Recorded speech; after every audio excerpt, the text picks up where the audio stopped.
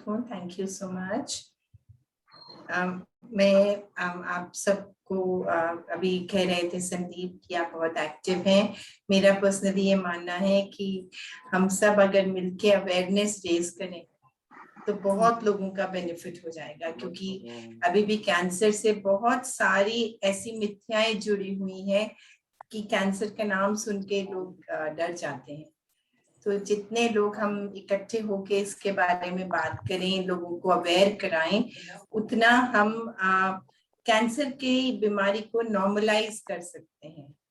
तो thank you आप जो सब करते हैं, क्योंकि हम सब मिलके एक चेंज ला सकते हैं। अकेले तो किसी के बस में होती नहीं करने की। तो जितने लोग हम इकट्ठे होंगे उतना हम नॉर्मल कैंसर को एक इतना बड़ा जितना डर रहता है, इतनी बड़ी बीमारी से हम एक नॉर्मल बीमारी से डील करना आसान हो पाएगा।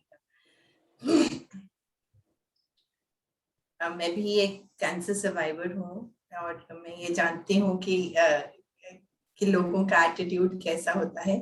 तो जो लोगों का एटीट्यूड है उसको बदलने के लिए हम जैसे लोगों को इकट्ठे आना पड़ता है कि कैंसर की बीमारी से हम जीत सकते हैं। उसके बाद हम इकट्ठा होके हमारी भी हम सब एक नॉर्मल लोग हैं, जैसे बाकी सबकी लाइफ है वैसे हमारी लाइफ है। तो वो कैसे हम कर सकते हैं, जब हम सब इकट्ठे हों तभी हम ये अवेयरनेस रेज कर सकते हैं। सो थैंक यू डिजी स्वास्थ्य ये करने के लिए, क्योंकि जब तक हम रूरल एरियाज तक नहीं जाएंगे तब तक हमारा मकसद कभी भी कंप्लीट नहीं हो सकता, कभी भी नहीं हो सकता। और मैं काफी टाटा में as a volunteer of cope with cancer patients के साथ इंटरैक्ट करती हूँ, और बहुत सारे पेशेंट्स रूरल इंडिया से आते हैं। और बहुत जरूरी है कि हमारी जो पहुंच है वो हमारे विलेजेस तक जाए, और मतलब जितना हम लोगों को अपने साथ इकट्ठा कर सकते हैं इस बीमारी के लिए अवेयरनेस रेज करने के लिए, उतना हम लोगों का स्ट्रेस कम कर सकते हैं। क्योंकि लोग कैंसर का नाम सुनते ही आधे घबरा जाते हैं, और कैंसर का मतलब डेथ सेंटेंस नहीं होता। हम सब यहाँ पे हैं, कितने साल हो गए, तो टाइमली डिटेक्शन, करेक्ट ट्रीटमेंट और बहुत सारी हिम्मत चाहिए। अगर वो सब इकट्ठे हो तो बिल्कुल जिंदगी को बहुत ही बढ़िया ढंग से जिया जा सकता है। तो जितने भी यहाँ पे सर्वाइवर्स हैं उन सबको थैंक यू एक होप रखने के लिए, क्योंकि आपके बिना कभी भी कोई भी इनिशिएटिव कंप्लीट नहीं हो सकता। Thank you so much ma'am. और जैसा कि मैं देख पा रहा हूँ स्क्रीन पर जो है विश्व फाउंडेशन के सारे वॉलंटियर्स और टीम मेंबर्स जो जाकर के ऑन ग्राउंड गांव में जाकर के घर घर जाकर के जो कैंप लगाते हैं, लोगों को जानकारी देते हैं जो है कैंसर के बारे में, बच्चों का cancer, breast cancer, oral cancer, अलग अलग जो है डिसीज, मतलब अलग अलग जो कैंसर के ऊपर जो है जाकर के लोगों को जागरूकता फैलाते हैं, और साथ में डॉक्टर के साथ में उनका जो फॉलोअप कराते हैं, कंसल्टेशन कराते हैं। और ऐसे भी लोग हैं साथ में जुड़े हुए जो हमें निरंतर जो सपोर्ट कर रहे हैं हर एक तरीके से, तो चाहे रिसोर्सेस हो गया, फंड्स हो गया, या फिर नॉलेज हो गया, एक्सपर्टीज हो गया। तो आज का सेशन बहुत ही बेहतरीन और रोमांचक होने वाला है। बहुत सारे जो सवाल जवाब और डिस्कशन होने वाले हैं। सब लोग काफ़ी उत्सुक हैं आपको सुनने के लिए और सर को सुनने के लिए। आप देख सकते हैं तो बिहार सेंटर से भी जुड़े हुए हैं लोग, मुजफ्फरपुर से, साहिबगंज से, और कुछ लोग ऐसे भी मैम जुड़े हुए हैं जो ट्रेन में हैं, ट्रेन मुंबई का सफ़र कर रहे हैं। तो ये भी अपने लिए प्लस पॉइंट है जी। लोगों से भी जुड़े हैं। हाँ, मैं देख रही हूँ, और मैं देख रही हूँ कि काफी एंथुजियाज्म है। और बहुत जरूरी है कि हम पैलिएटिव केयर के बारे में जितनी भी मिथ्स हैं उसको बस्ट करें, क्योंकि पैलिएटिव का नाम सुनते ही लोग घबरा जाते हैं। तो डॉक्टर सुनील आ जाएंगे तो फिर हम शुरू करते हैं अपना सेशन। और आप लोगों को जो भी क्वेश्चन होगा पैलिएटिव केयर के बारे में या तो चैट बॉक्स में डाल दीजिए या आप पूछ सकते आई हैं। Think sir is there, Akash के नाम से सर आई थिंक ज्वाइन आया है sir is oh okay. We are really sorry, हम सर को कभी से देख रहे हैं। और hi doctor Sunil. Just a minute sir, हम आपको होस्ट बनाए हैं, सो अब आप अनम्यूट कर सकते हैं अपने आप।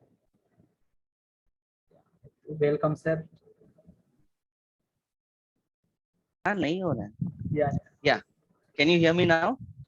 Yes sir, very much clear, thank you so much sir. Very good. I have to log in from my friend's laptop. I have come out as I told you earlier. So उसमें आकाश जैन दिखेगा, but I am Dr. Sunil Dhaliwal here. Hi everyone. Hi Dr. Sunil, Am I good to audible? see you. Yes, you are. Great. Very good to see you. So हम अभी आप ही के बारे में बात कर रहे थे। I was hearing you. So Thank you so much. और हम शुरू करेंगे संदीप अभी? ओके। यस तो आज का सेशन आप सबके लिए एक काफी लर्निंग सेशन होने वाला है।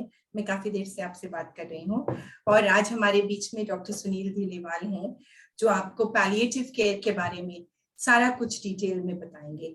Doctor Sunil Dhaliwal is a very senior consultant in pain and palliative medicine और बहुत सारे प्रेस्टिजियस हॉस्पिटल्स में ये कंसल्टेंट के तौर पे एसोसिएटेड हैं, जैसे Columba hospital, HCG, Kohinoor hospital. और पैलिएटिव एंड पेन मेडिसिन के लिए बहुत ही एम्पैथेटिक डॉक्टर चाहिए जो ये है, बिकॉज एक ये थोड़ा डिफरेंट किस्म का मेडिसिन है जिसमें बहुत सारा काइंडनेस, बहुत सारी एम्पैथी चाहिए। And he is young, he's accomplished so much अपने इतने छोटे से in a 16-year long span career और बहुत लोगों की जिंदगी में ये खुशियां लाते हैं और उनको सपोर्ट करते हैं। He is not only a palliative care physician and administrator of palliative home care, but also a lead research and development in palliative home care. Dr. Sunil and his home care team are available, but COVID-19 के दौरान भी ये बिल्कुल वहाँ available थे और उन्होंने लोगों को पैलिएटिव सपोर्ट प्रोवाइड किया है। So welcome Dr. Sunil, it's a pleasure to have you here. और आज आपके थ्रू हम अपने रूरल एरियाज तक जाके पैलिएटिव केयर के बारे में अवेयरनेस रेस करना चाहते हैं। सो मेरा पहला क्वेश्चन आपसे ये रहेगा doctor Sunil, what is palliative care? Palliative care क्या होता है? कोई भी बीमारी के बारे में जब भी बात करते हैं तो उसमें दो ही एस्पेक्ट्स होते हैं जो मेडिकली हम देखते हैं। एक तो बीमारी को ठीक कर देना, उस एस्पेक्ट को बोलते हैं क्यूरेटिव केयर मैनेजमेंट। हम बोलते हैं काफी टाइम क्योर हो गया। वैसे और एक एस्पेक्ट होता है जिसमें we take care of the suffering part of the illness and complication part of the illness, that is termed as palliative care in very brief. ऐसा if you want to know a proper definition तो palliative care उन बीमारियों के लिए है जो actually life limiting illness के अंतर्गत आती है। जैसे कोई भी बीमारी जो एडवांस स्टेज में है, कैंसर हो, लिवर डिजीज हो, किडनी डिजीज हो, या फिर कोई भी बुढ़ापे की बीमारियां जैसे अल्जाइमर्स है, डिमेंशिया है। So all those chronic illnesses where ठीक होने की चांसेस कम है, ना ठीक होने के चांसेस ज्यादा है, पर आपकी तकलीफें हैं जिसको हम कम कर सकते हैं। आपकी क्वालिटी ऑफ लाइफ जो है वो हम इम्प्रूव कर सकते हैं।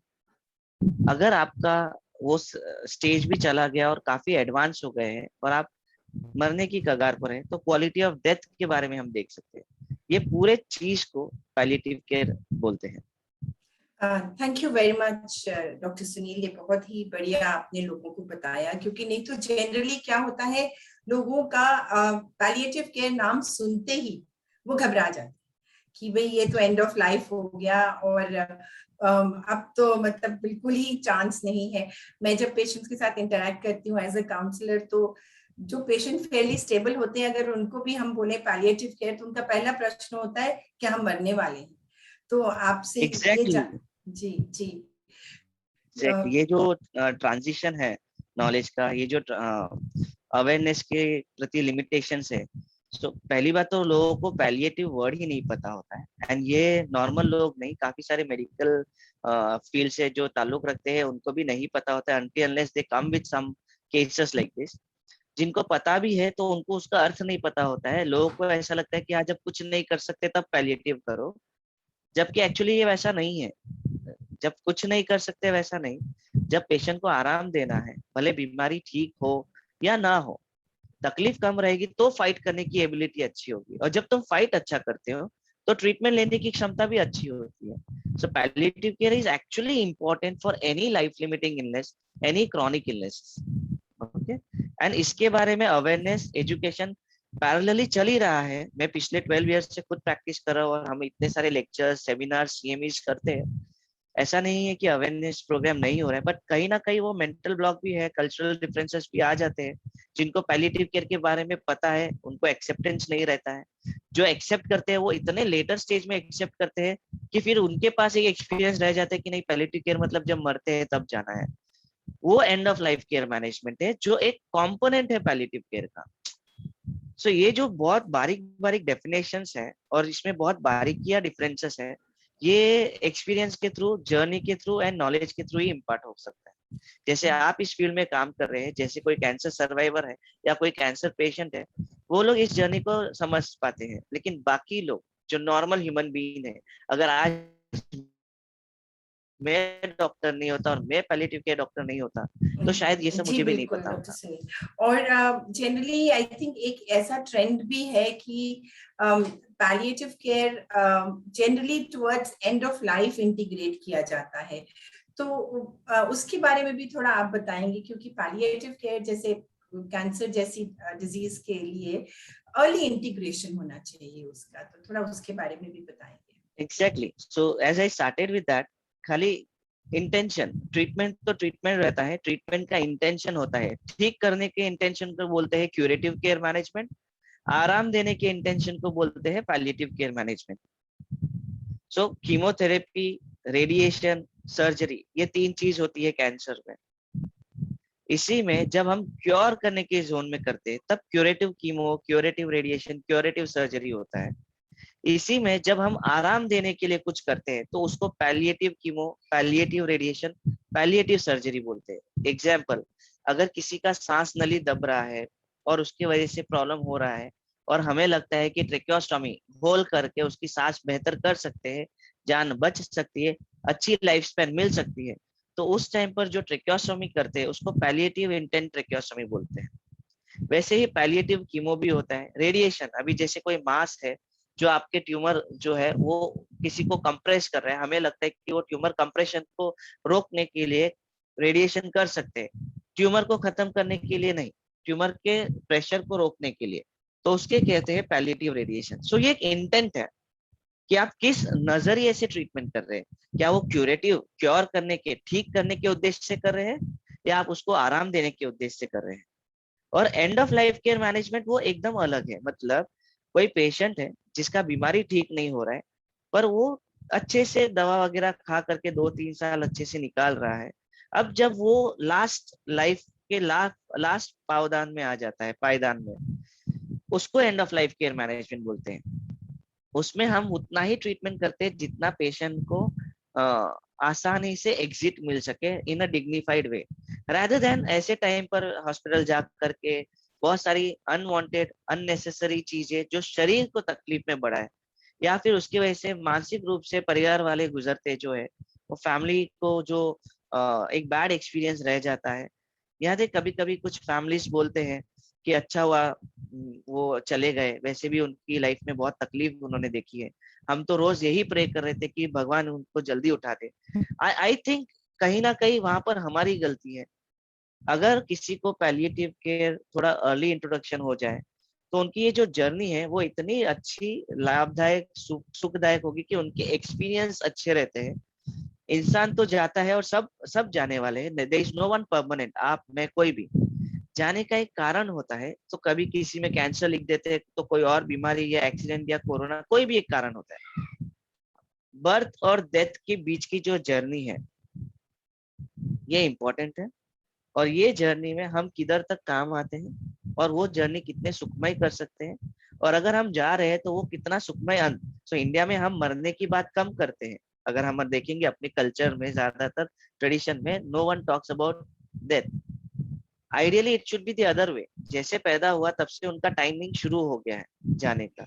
सो we should talk about death more frequently in a positive way, जिससे एटलीस्ट यंगस्टर्स जो भी लोग हैं वो अपना समय नष्ट ना करे। क्योंकि हमारे पास जो चीज फाइनाइट है, जिसको कैलकुलेट किया जा सकता है, जो अपने पास कम है, वो है अपनी लाइफ।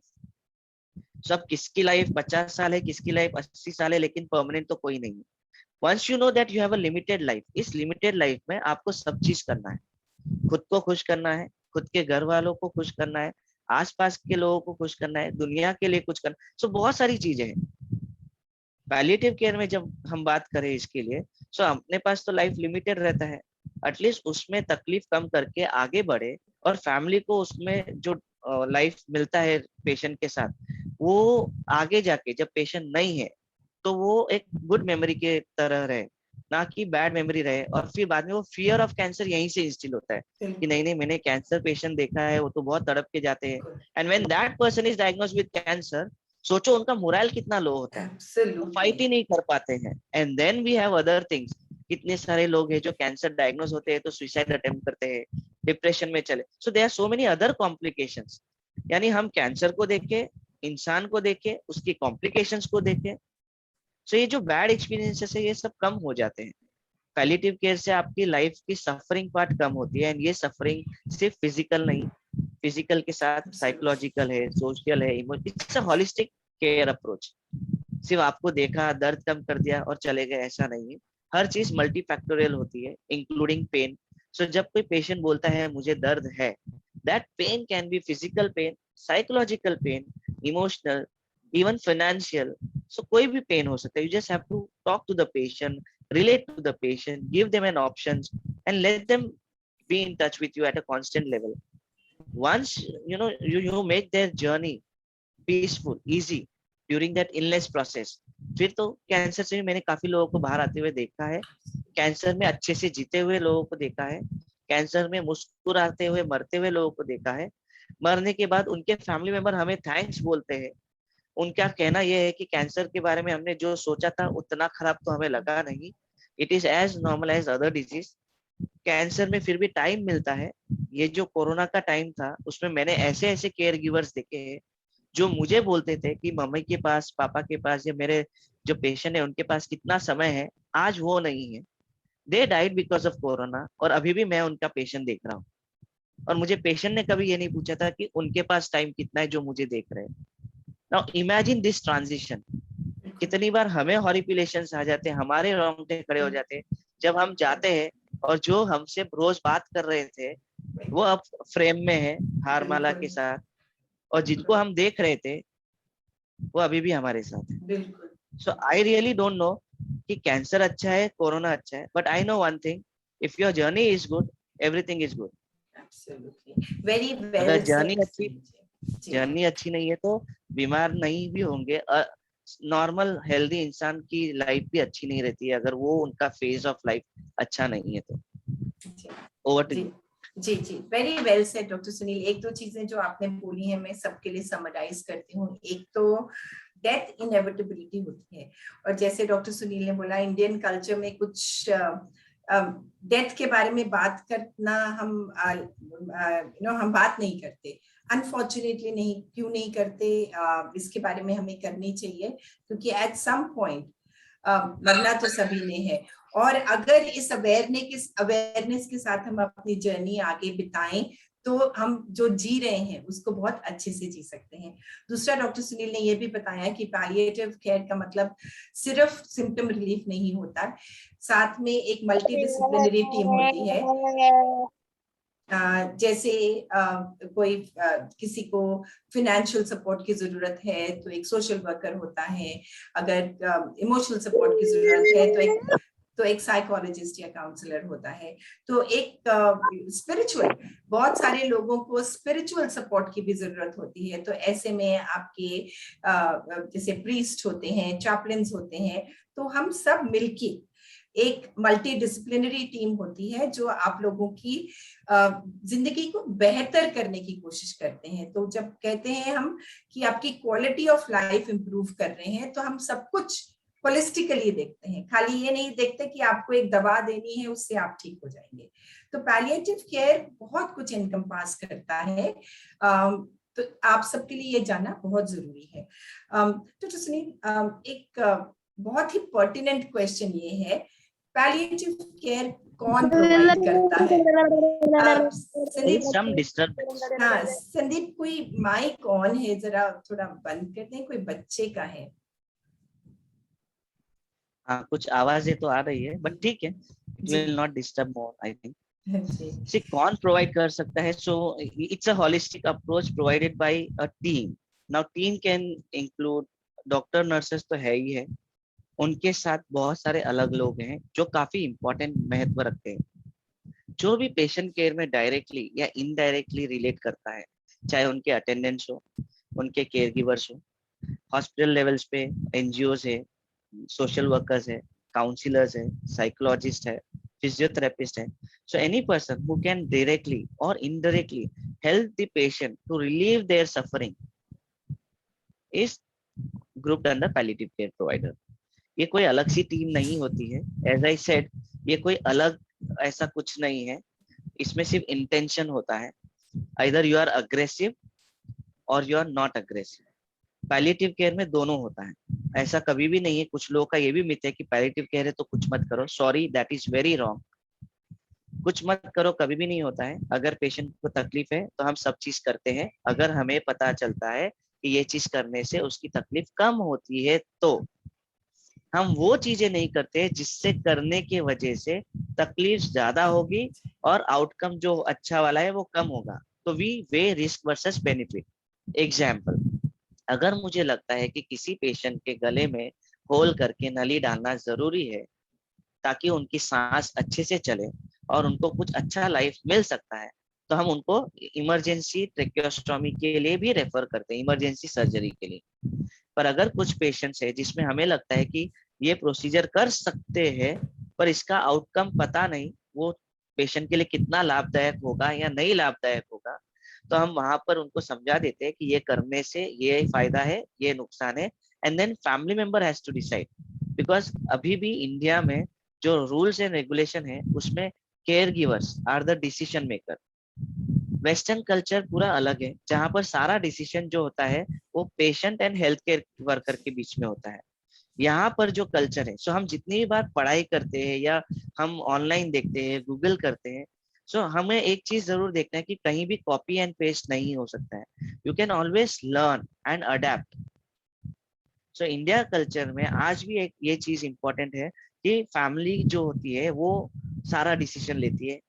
मैंने बहुत कम पेशेंट को, इनफैक्ट मेरे जितने एक्सपीरियंस रहे उसमें से मेजोरिटी ऑफ द पेशेंट को पता भी नहीं होता है पूरी बात।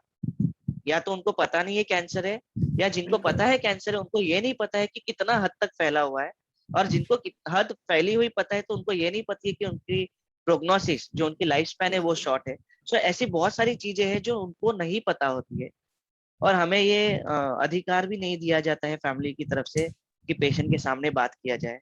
इनफैक्ट कितनी बार तो ऐसा, मतलब it is very difficult for us to practice. जब हम उनके घर जाते हैं, हम पेशेंट देखते हैं, तो उनका क्वेश्चन शुरू हो जाता है पेशेंट के सामने कि सर ऐसा कैसे हो रहा है, वैसा, and when we start talking तो उनके आंखों से या हाथ से इशारा होते हैं। बिल्कुल। सो देन क्वेश्चन भी पूछते हैं, इशारा भी करते हैं कि बोलो मत, फिर हमें उनको अलग से बाहर लेकर जाके समझाना पड़ता है। सो ये सारी चीजें जो है ना, ये बहुत ही कॉम्प्लेक्स कर देती है। सो इंडिया में थोड़ा सा अभी भी डिसीजन मेकिंग में मैच्योरिटी शायद चाहिए होगा। आई थिंक जो इंसान समझदार है, जिन्होंने अपनी लाइफ की डिसीजन हमेशा ली है, उनको एटलीस्ट पता होना चाहिए कि उनको क्या बीमारी है। Correct. और ये उनके ऊपर निर्णय रखना चाहिए कि उनके साथ क्या क्या किया जाए। क्या उनको नाक में नली डलनी चाहिए, क्या उनको इंजेक्शन देने चाहिए, क्या उनको कीमो देने चाहिए, क्या उनको रेडिएशन देने चाहिए, क्या ये बड़ी सर्जरी उनको करनी चाहिए। कंसेंट लिए बिना उनके साथ करना अच्छा भी नहीं है, क्योंकि आगे जाने के बाद वो खुद बोलते हैं कि ये कॉम्प्लिकेशंस हुआ, इससे अच्छा मुझे नहीं करना था, मैं अच्छे से मर सकते, बट तब हम अंडू नहीं कर सकते। जी तो बिल्कुल। टीम मेंबर में कोई भी पेशेंट जब हॉस्पिटल आता है तो हम ये चाहते हैं कि डॉक्टर, नर्सेस, अटेंडेंट्स के साथ साइकोलॉजिस्ट और काउंसलर्स भी रहे, पेशेंट की बातें सुनी जाए, पेशेंट से बातें की जाए और पेशेंट एंड फैमिली मेंबर की साथ में लेकर के डिसीजन लिया जाए। बिल्कुल। तो आगे बढ़ना आसान होता है। काफी टाइम हम बहुत आगे बढ़ने के बाद फिर उसमें कम्युनिकेशन बैरियर्स शुरू हो जाते हैं, एंड देन वो सारी चीजें शुरू हो जाती है जो हम कम्युनिकेशन स्किल्स के टाइम बात करते हैं। जी तो कुछ पेशेंट के रिलेटिव्स नाराज रहते हैं, कुछ पेशेंट के रिलेटिव्स अगेंस्ट रहते हैं, कुछ लोग बैड माउथ करते हैं डॉक्टर्स एंड हॉस्पिटल्स को, कुछ बैड माउथ करते हैं जो प्राइमरी केयर गिवर डिसीजन लेता है। सो ये बैड माउथिंग फिर शुरू हो जाती है। जी बिल्कुल। आई थिंक इन इंडिया में अभी भी इन्फॉर्म्ड डिसीजन मेकिंग काफी ऑब्स्टिकल्स हैं, पर शायद हम अवेयरनेस रेज कर सकते हैं, क्योंकि बहुत जरूरी है जिसका ट्रीटमेंट चल रहा है उससे पूछा जाए कि आपको ये सही लगता है या नहीं लगता है। अल्टीमेटली बॉडी उसकी है, उसका राइट है जानना कि उसके साथ क्या किया जा रहा है। थैंक यू डॉक्टर सुनील, वो बहुत अच्छे से समझाने के लिए। अगला क्वेश्चन है कि पैलिएटिव केयर कहाँ पे प्रोवाइड किया जाता है? एज आई सेड, ये भी वही फॉर्म ऑफ मेडिसिन है जो नॉर्मली सब जगह मिलते हैं। तो पैलिएटिव केयर प्रोवाइड, सी, कोई भी पेशेंट को ट्रीट करने की 3 जगह है: hospital, home. In palliative care hospice is the third place. Okay, कुछ चीजें हॉस्पिटल लेवल पे ही होती है, बहुत सारी चीजें होम लेवल पर हो जाती है, एंड कुछ लोगों को हॉस्पाइस की जरूरत पड़ती है। It depends totally upon the patient need and status. So अगर ऑपरेशन वगैरह है जो हमें एक सेटअप में करना होता है तो ऑफ कोर्स हॉस्पिटल सेटअप लगता है, लेकिन अगर कुछ चीजें हैं जो घर के लेवल पे कर सकते हैं, जो 85% चीजें हैं, only 15% things require hospitalize. Nasal tube से लेकर के एसआईटी स्टैपिंग से लेकर के आईवी मैनेजमेंट से बहुत सारी चीजें घर के लेवल पे हो जाती है। कुछ लोगों के पास रिसोर्सेस नहीं होते हैं। बॉम्बे जैसे जगह की अगर मैं बात करूं तो यहाँ रहने के लिए जो जगह है वही कम है। सोचो, एक इंसान जो 10 बाई 20 के कमरे में रहता है, वहां पर अगर एक बेड रिडन पेशेंट हमेशा हॉस्पिटल बेड के साथ पड़ा है तो उनका घर कितना और संकुचित हो जाता है। सो जब रिसोर्सेस के इश्यूज होते हैं, केयर गिवर अवेलेबिलिटी के इशू होते हैं, जैसे बहुत सारी न्यूक्लियर फैमिलीज है, अभी समझो पेशेंट का वाइफ ही एडवांस स्टेज कैंसर में है, उनका हस्बैंड जो मेन केयर गिवर है, अगर वो अर्निंग के लिए नहीं जाएगा तो घर पर दवा, खाना पीना सब प्रॉब्लम हो जाएगा। अब उनके 2 बच्चे हैं, अब वो काम पर चले जाए, बच्चे उतने सक्षम नहीं है माँ का ख्याल रखने। सो जब केयर गिवर अवेलेबिलिटी इशू होती है, या फिर जब रिसोर्सेस की अवेलेबिलिटी इशू होती है, या कोई और कारण होता है, और अगर पैलिएटिव केयर पेशेंट है तो हॉस्पाइस में जाते हैं। ये मैंने बहुत देखा है। एक्चुअली हॉस्पाइस वेस्टर्न कंट्रीज में होते हैं टर्मिनल इल कैंसर पेशेंट्स के लिए, पैलिएटिव केयर पेशेंट के लिए एक्चुअली कम ही यूज होता है। सो पैलिएटिव केयर और हॉस्पाइस में भी डिफरेंस है। अगर उसका भी क्वेश्चन आएगा तो वो डिफरेंस भी मैं ठीक बता दूंगा। But yes, primarily hospital and home, these are the 2 main setup. Mumbai जैसे जगह में, इंडिया जैसे जगह में हॉस्पाइस भी एक है जो लोग यूज करते हैं।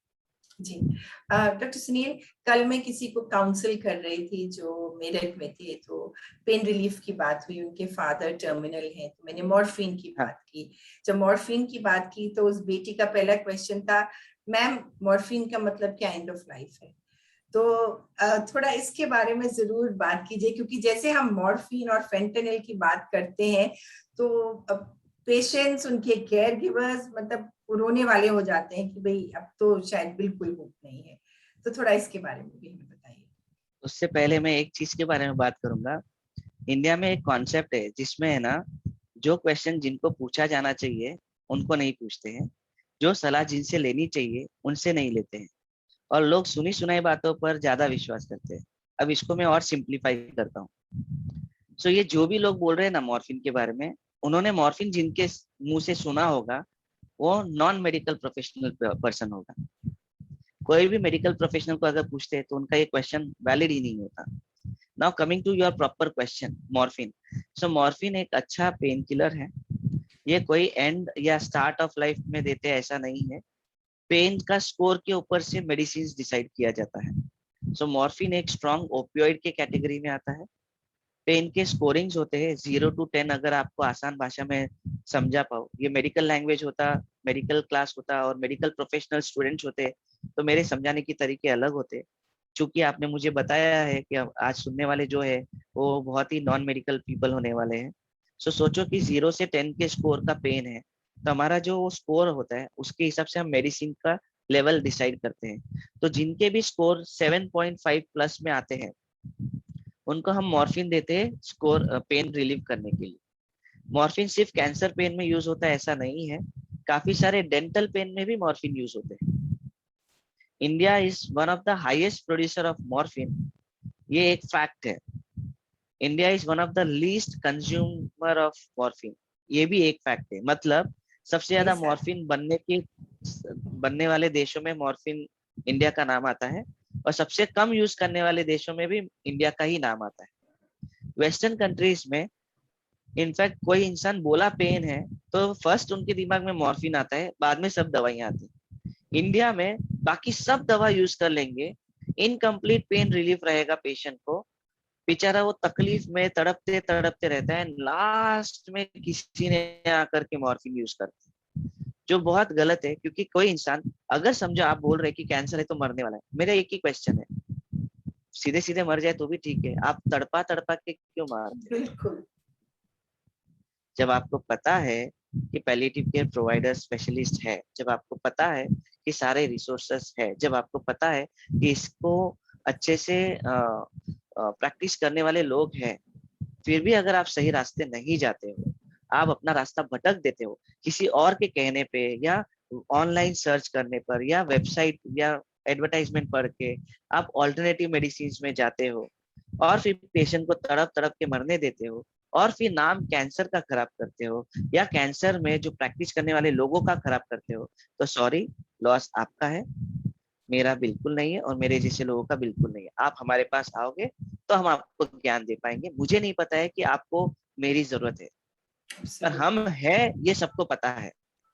सेकेंड, ऑल्टरनेटिव मेडिसिन के खिलाफ हम बिल्कुल नहीं है। जो लोग ऑथेंटिक प्रैक्टिस करते हैं और ऑल्टरनेटिव मेडिसिन, उन लोगों की तादाद कम है। ये जितने भी एडवर्टाइजमेंट के माध्यम से आपके पास आते हैं ना, पहली बात ये सुन लो कि कोई भी डॉक्टर एडवर्टाइजमेंट नहीं करता है और नहीं कर सकता है। अगर मैं चाहूँ तो मैं मेरे नाम से एडवर्टाइजमेंट कर ही नहीं सकता। तो अपने इंडिया में जब रूल बनता है उसका लूप होल्स भी होता है। सो रूल क्या है कि डॉक्टर्स प्रैक्टिस कर सकते हैं बट डॉक्टर्स एडवर्टाइज नहीं कर सकते। आप सोचो दूसरे लोग इसका लूप होल कैसे निकालते हैं। वो बोलते हैं भाई मैं तो डॉक्टर नहीं हूँ, मैं एडवर्टाइजमेंट कर सकता हूँ। अपने इंडिया में बहुत सारे एडवर्टाइजमेंट है जो नॉन डॉक्टर्स हैं और वो एडवर्टाइजमेंट करते हैं, 50,000 लाख रुपए की मेडिसिन बेचते हैं in the name of Ayurveda, homeopathy, what ever. I am telling you, I am a firm believer of Ayurveda medicine. मैं आयुर्वेद मेडिसिन को बहुत मानता हूँ। अगर आप इंडिया की बात करें तो इंडिया में साइंसेस कितने हैं पता है? एलोपैथी के अलावा आयुर्वेदा है, होम्योपैथी है, तिब्बतन है, चाइनीज है, सिद्धा है, यूनानी है। सभी साइंस के पास अपनी खुद की स्पेशलिटी है, खुद की मेडिसिन है, एंड सभी साइंसेस के पास अपने ओन लिमिटेशंस भी है। अगर सरल भाषा में बोला जाए तो क्विकली एक्ट करना है, किसी को फास्ट रिलीफ देना है, इमरजेंसी में काम करना है, तो अभी भी एलोपैथी ही है, क्योंकि वो डायरेक्ट आपके ब्लड में देते हैं, एक बार तो आपकी जान बचा लेते हैं। अगर आपको लॉन्ग रन के लिए कुछ करना है या इम्यून सिस्टम के लिए कुछ करना है, तो आयुर्वेद, होम्योपैथी, इनमें बहुत सारी मेडिसिन ऐसी है जो आपकी इम्यून सिस्टम को बहुत अच्छा कर सकती है। या क्रॉनिक पेन जो होता है, जॉइंट पेन, तो कुछ लिमिटेशंस एलोपैथी की भी है, तो कुछ लिमिटेशंस बाकी सब साइंसेस की भी है। सो यहाँ पर कोई भी एक साइंस काम नहीं आएगा, इंटीग्रेशन ऑफ साइंसेस जरूर काम आता है। And I am working on integrating Ayush into palliative care at international level. India का नेशनल लेवल का मैं महाराष्ट्र चैप्टर का सेक्रेटरी भी हूँ। तो इसमें क्या हो जाएगा कि कोई भी पेशेंट को एक ही साइंस का मेडिसिन नहीं मिलेगा। हर साइंस में जिसकी जो अच्छी चीजें हैं और हर चीजों में जो, जैसे अभी आप में और मेरे में भी कुछ अच्छी बातें होगी तो कुछ लिमिटेशंस होगी। मेरी मेडिकल नॉलेज ज्यादा होगी तो आपकी काउंसलिंग की नॉलेज ज्यादा होगी, किसी और की कुछ नॉलेज ज्यादा होगी। अगर हम सब मिलके एक ग्रुप बनते हैं तब हम अच्छा डिलीवर करते हैं। सिमिलरली मेडिसिन भी वैसा ही है। हर एक साइंस में अपने अपने कुछ अच्छी चीजें हैं, उसको ग्रुपिंग करो और एक पेशेंट को दे दो। पेशेंट को तो ठीक होने से, आराम होने से मतलब है। पेशेंट कभी भी नहीं बोलता है कि भाई मुझे वो दे दो और ये दे, क्योंकि इसमें आपके पास चॉइस नहीं है। पेशेंट क्या बोलता है, आपको जो करना है करो, मेरी तकलीफ बंद करो, मेरा दर्द कम करो, मुझे उल्टी नहीं करना है, मेरी सांस लेने की तकलीफ कम करो। So they just want their तकलीफ to be on a lower side, whether you do it from ayurveda, homeopathy, alternative, whatever। लेकिन ये जो बोगस प्रैक्टिशनर्स है, आप वहां जाओगे, बिल्कुल वहां जा करके बोगस प्रैक्टिशनर्स के पास जा करके आप ऑथेंटिक प्रैक्टिशनर्स का नाम खराब करते हो। लॉस उनका नहीं है, लॉस हमारे बीच के ट्रस्ट का है। एंड उसी की वजह से बहुत सारा प्रैक्टिस डिफेंसिव मैकेनिज्म में चला गया है। सो आजकल देखेंगे हॉस्पिटल एंड डॉक्टर्स बहुत ही डिफेंसिवली प्रैक्टिस करते हैं। ठीक है। जी बिल्कुल, क्योंकि क्वेश्चंस इतने पूछे जाते हैं। और आज ही मैंने पढ़ा डॉक्टर सुनील की एक Mumbai based lady was found selling मतलब फेक कैंसर मेडिसिन। तो इतने related to pharma company, now हाँ she is related to pharma company. हाँ बिल्कुल। अच्छा, आपने भी पढ़ा। तो ये व्यूअर्स के लिए देखिए, ऐसे लोग भी होते हैं। और फिर ये नाम आ जाता है डॉक्टर्स का और बाकी नॉन फार्मेसी का भी। हम तो ट्रस्ट नहीं कर सकते, पक्का डॉक्टर मिला होगा, पक्का काउंसलर मिला होगा, इसलिए हमें बोलते हैं। तो इसलिए बहुत केयरफुली आप आगे ट्रेड कीजिए। और बहुत जरूरी है आप अपनी ट्रीटिंग टीम पे विश्वास रखिए, क्योंकि मेरे को लगता है ये जो लैक ऑफ ट्रस्ट होता है, उससे भी कई बार आप लोगों के लिए भी प्रॉब्लम हो जाती है। और डॉक्टर के साथ जो एक रैपो बिल्डिंग होनी चाहिए वो भी रह जाती है। तो ट्रस्ट बहुत जरूरी है। डॉक्टर सुनील, किसी ने पूछा है question, what is hospice care? ठीक है। जब ऑथेंटिक हॉस्पिस केयर कब रहते हैं पता है, जब पेशेंट की लाइफ स्पैन अपने को पता है कि अब कुछ दिनों का है, कुछ घंटों का है। So very terminal. Palliative care जब डायग्नोस होता है, इसका मतलब ये नहीं है कि पेशेंट के पास लाइफ कम है। इसका मतलब ये है कि अब उस बीमारी के ऊपर ट्रीटमेंट, एक्टिव मैनेजमेंट नहीं होगा। हॉस्पाइस केयर कब होता है, जब पेशेंट की लाइफ स्पैन कम हो जाती है। अब हमें पता है कि ये कुछ घंटे में या कुछ दिनों में या कुछ हफ्तों में जाएगा। सो जब वो लाइफ स्पैन एकदम टर्मिनल स्टेज पे होती है, तब हॉस्पाइस केयर के लिए वो ऑप्ट कर सकते हैं। बॉम्बे जैसे और इंडिया जैसा सेटअप है, उसमें हॉस्पाइस केयर के लिए अभी भी उतना एक्सेप्टेंस आया नहीं है।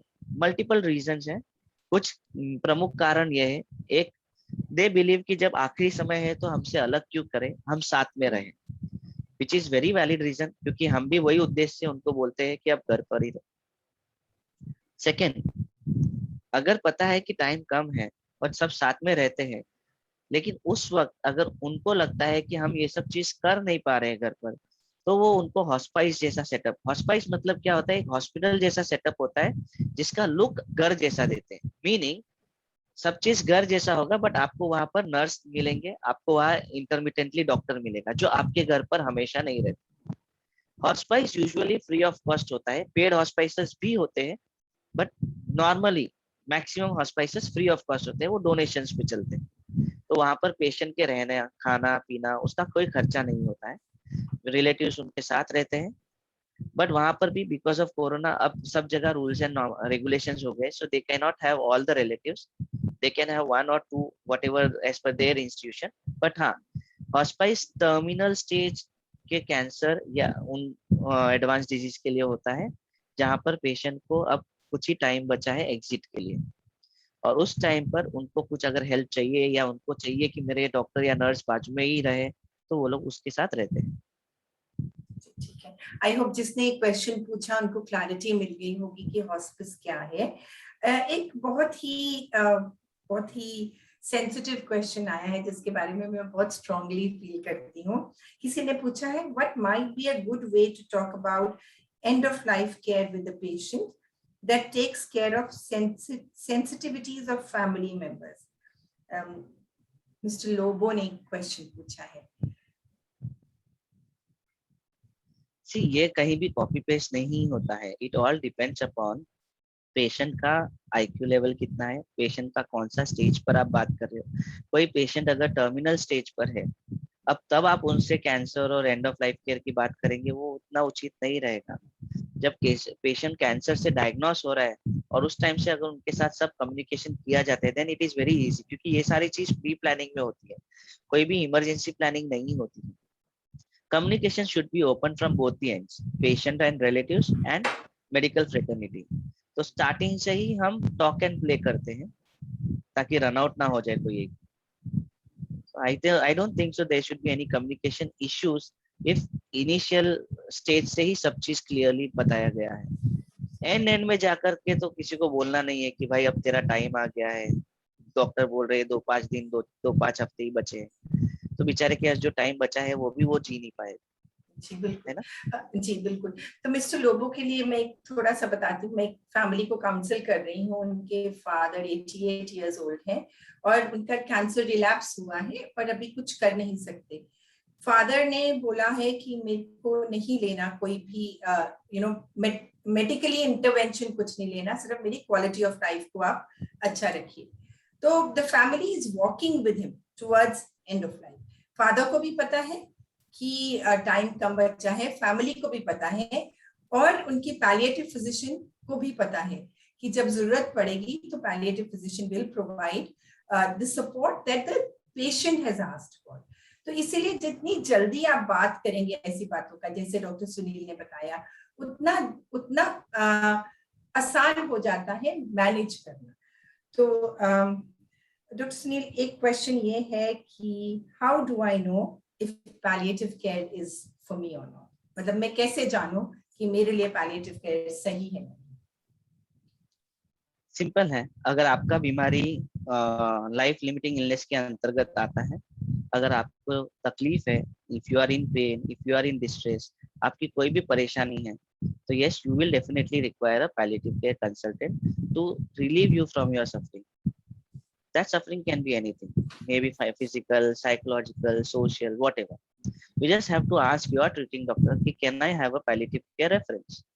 And आपके treating doctor आपको गाइड करेंगे palliative care consultant से मिलाने की, and फिर बाद में वो ट्रांजिशन भी हो जाता है।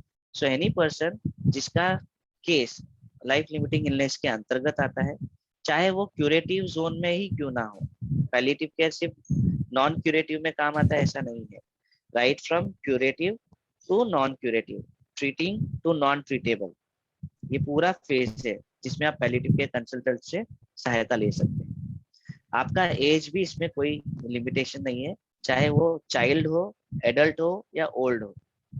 सो irrespective of the age, irrespective of the stage of illness, चाहे आप फर्स्ट स्टेज के हो या लास्ट स्टेज के हो, कैंसर हो या नॉन कैंसर हो, आप पैलिएटिव केयर का कंसल्टेंट का ओपिनियन ले सकते हैं एंड उसके साथ आगे बढ़ सकते हैं। पैलिएटिव केयर डॉक्टर के साथ जब आगे बढ़ते हैं तो इसका मतलब ये नहीं है कि आप अपने ट्रीटिंग डॉक्टर का साथ छोड़ रहे हैं, इसका मतलब ये है कि आप दोनों के साथ बढ़ रहे हैं। तो एक आपका बीमारी को देख रहा है और एक आपके तकलीफों को देख रहा है। आपकी तकलीफ कम रहेगी तो आप फाइट अच्छा करोगे, जब आप फाइट अच्छा करोगे तो आपकी ट्रीटमेंट लेने की क्षमता अच्छी रहेगी। So it has to go hand in hand.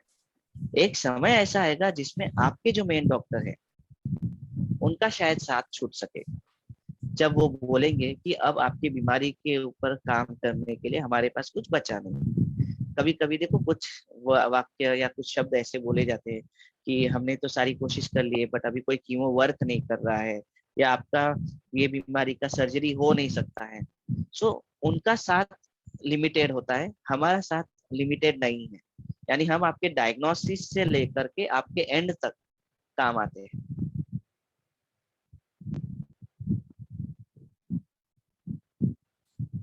Thank you, बहुत ही अच्छे से आपने क्लैरिफिकेशन दिया। एक क्वेश्चन और बहुत ही इम्पोर्टेंट क्वेश्चन है जो patients actually palliative care opt करने के लिए डरते हैं। वो क्वेश्चन है कि अगर मैं पैलिएटिव केयर के लिए मान जाऊं तो इसका मतलब ये है that I am giving up. That's what I answered last time, last question में भी, कि पैलिएटिव केयर के लिए हाँ बोलना का मतलब ये नहीं है कि आप गिविंग अप कर रहे हो। इसका मतलब ये है कि चलो अभी आपकी तकलीफ को देखने के लिए आपने एक स्पेशलिस्ट अपॉइंट कर लिया है, एंड आप जिस डॉक्टर के साथ अपना ट्रीटमेंट कर रहे हैं वो भी साथ में है, तो अभी आपको दोनों का सहयोग मिल रहा है, तो आपकी लाइफ और बेहतर ही होगी। So it's not about giving up, it's about taking them. जी जी, एब्सोल्युटली। एक चैट में क्वेश्चन मैंने अभी पढ़ा है कि वो लिखा है किसी ने कि कोई मेटास्टेटिक डिजीज अगर किसी की है तो क्या हम डायरेक्टली उनको हॉस्पिस में रेफर कर सकते हैं? अगर उनके साथ आपने बात की है कि ये मेटास्टेटिक डिजीज है, इसमें अभी कोई रोल रहा नहीं है, एंड अगर उनके रिसोर्सेस नहीं है, वो घर पे देखभाल नहीं कर पा रहे हैं, तो फिर यस, हॉस्पिस में जा सकते हैं, ठीक है, कोई थैंक प्रॉब्लम यू। नहीं। जी जी, थैंक यू डॉक्टर सुनील, बहुत ही इंफॉर्मेटिव सेशन रहा है, और मैं और आप तो पैलिएटिव केयर के बारे में बात करते रहेंगे तो भी खत्म नहीं होगा, तो टाइम को मैं देख रही हूँ कि क्लोज करना पड़ेगा। Thank you Yes. सारा कुछ क्लैरिफाई करने के लिए। आई एम श्योर हमारे व्यूअर्स को बहुत क्लैरिटी मिली होगी पैलिएटिव केयर के बारे में। और संदीप, अगर किसी का कोई और क्वेश्चन है जो आप है कोई तो पूछना चाहता है। और एक मेरा दूसरा कीमो सितंबर को चढ़ा है। एक क्वेश्चन है मनीषा का, डॉक्टर सुनील, वो अभी अंडर ट्रीटमेंट है और उसने एक प्रश्न मेरे को भेजा है। मेरा दूसरा कीमो 22 सितंबर को चढ़ा है, उसके बाद गले में बहुत दर्द रहता है, पानी पीने में भी दर्द बना हुआ है, और उसकी लेग्स में भी वो कह रही थी कि पेन है और काफी स्वेलिंग है, तो थोड़ा उसको। नहीं सी, इनका क्लिनिकल एग्जामिनेशन करके देखना होगा कि वो गले का दर्द क्यों है। सिंपल प्रॉब्लम भी हो सकते हैं, जैसे ओरल फंगल इन्फेक्शन हो, कैंडिडियासिस हो, या कुछ और भी रीजन हो सकते हैं। तो जो भी वो डॉक्टर को मिल रहे हैं, खाली उनको बता दीजिए तो वो उसकी दवा कर लेंगे, उसको treatment, it is very simple. So उसमें कोई बड़ा बात है नहीं। सो आपके ट्रीटिंग डॉक्टर भी देख लेंगे, या फिर आप जिस सेंटर में जा रहे हो उनको बोल दीजिए कि I need to meet a palliative care doctor also. तो क्या है, साइमल्टेनियसली दोनों काम होता ही रहेगा। सो आपको कभी दिक्कत रहेगी तो उनसे मिल लो, और जब डिजीज वाइज पूछना है तो आप अपने डॉक्टर को मिल लो। दोनों हैंड इन हैंड चलेगा तो आपकी क्वालिटी ऑफ लाइफ डेफिनेटली बेहतर ही होगी।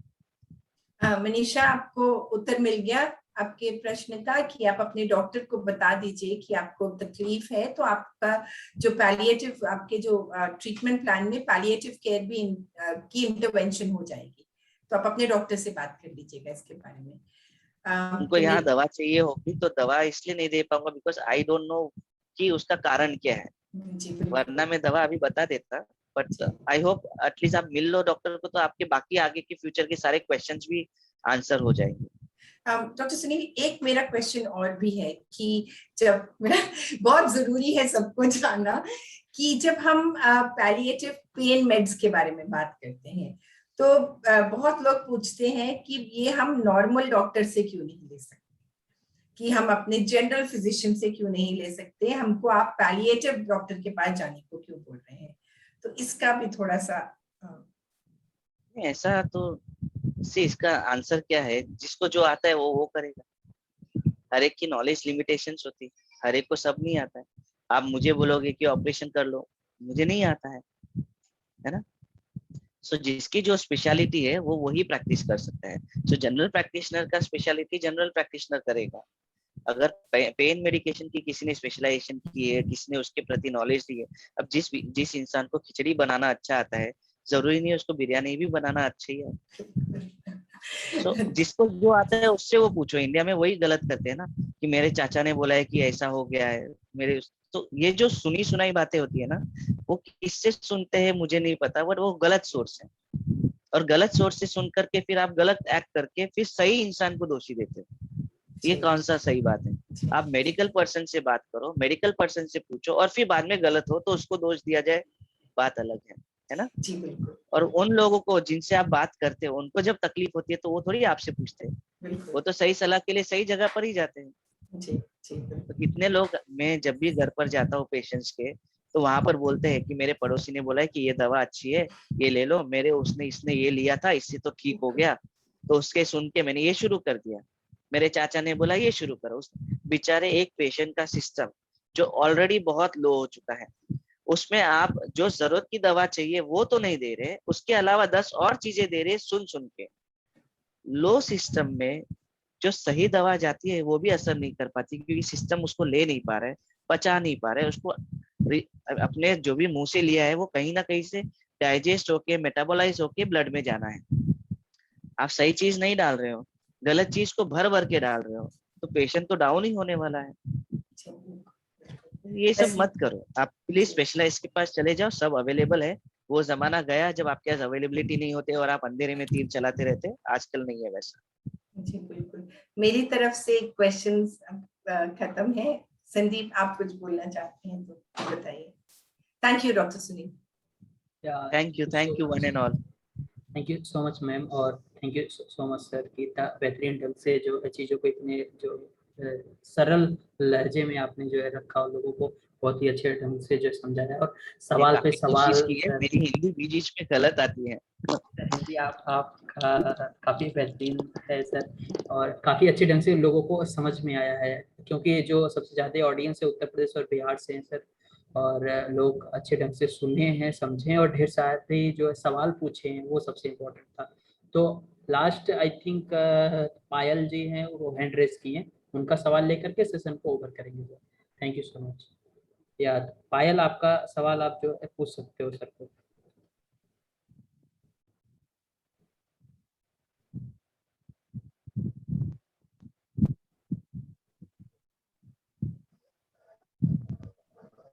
हेलो, मुझे कुछ सुनाई नहीं दे रहा है।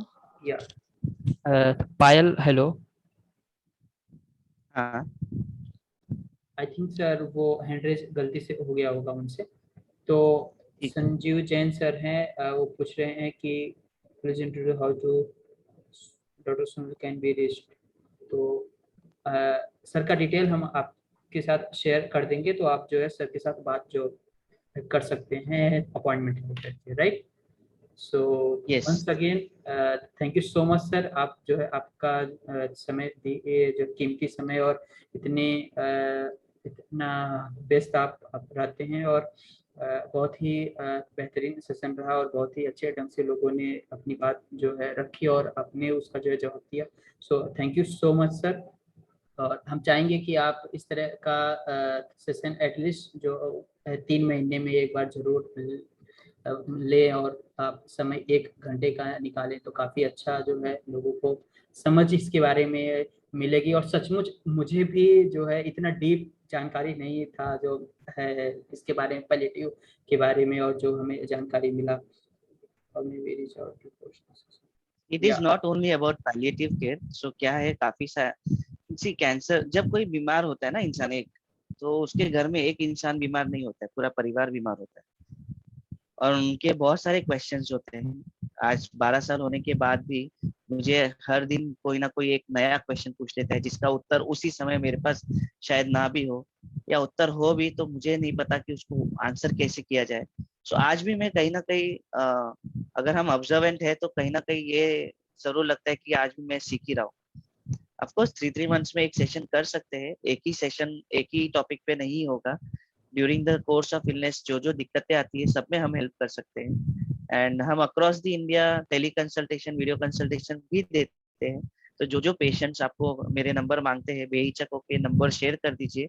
सिर्फ एक ही रिक्वेस्ट है उनसे कि व्हाट्सएप पर कनेक्ट करके अपॉइंटमेंट ले लीजिए, क्योंकि पूरा दिन मेरा फोन चालू ही रहता है, और एक साथ सभी के साथ बात करना थोड़ा उचित नहीं रहेगा, और आपको भी मैं पूरी तरीके से ध्यान नहीं दे पाऊंगा।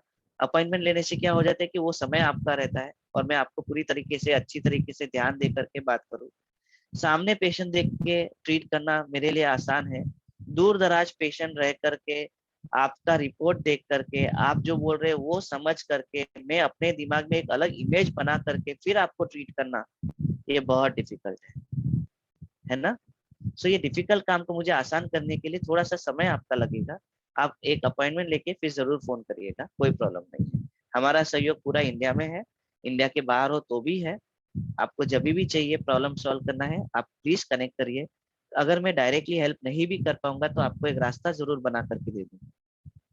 बाकी वंदना जी लोग हैं तो वो तो हमें हेल्प करते ही रहते हैं, सो कोई प्रॉब्लम नहीं है ना। It's a team work. Absolutely. Palliative care के लिए तो मैं बहुत ही strong advocate for palliative care, कि मेरे को लगता है किसी भी इंसान को सफरिंग नहीं होनी चाहिए। Quality of life, dignity of life बहुत इम्पोर्टेंट है, और वो मिलती है पैलिएटिव केयर टीम से। तो कभी भी अगर कोई है, आप नहीं पहुंच पाते हैं डॉक्टर सुनील के लिए के पास, तो please reach out to me, I will connect you to him.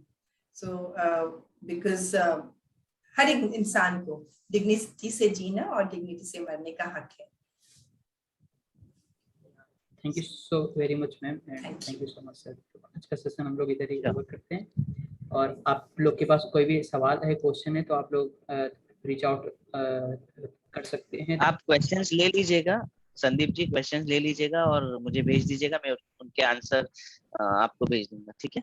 Sure, yeah thank you so very much. Take care, bye. Thank you, bye bye everyone.